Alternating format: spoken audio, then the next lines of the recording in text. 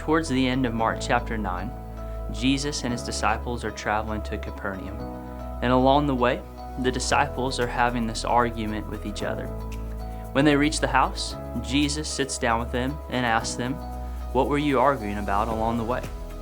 The disciples are a little embarrassed, a little hesitant to respond because they had been discussing amongst themselves who was the greatest.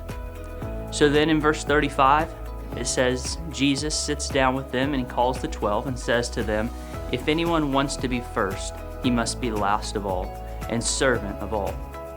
Jesus takes this teaching moment to remind his disciples that status in the eyes of the world holds no significance in the kingdom of God. In fact, it is completely contrary to the purpose for which Jesus came. Jesus came not to be served, but to serve.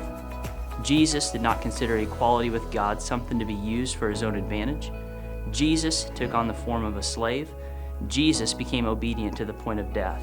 And Jesus reminds his disciples that when they seek to attain recognition for themselves, it turns people's focus away from their greatest need, a restored relationship with God. What is amazing is that prior to this exchange, two significant events had taken place in the life of the disciples. First, a few of them got to witness the full extent of Jesus' glory at the Transfiguration. Then following that, a man had come to the disciples and asked them to drive out a demon from his son, and they'd been unable to do so until Jesus arrived. Yet still on the heels of these humbling events, they were concerned with their own glory and greatness. Well, as we move toward this Easter season, let's all take a moment to evaluate our own hearts, our own lives. Are we living in a way that is pointing others to ourselves as we feebly try to display our own importance?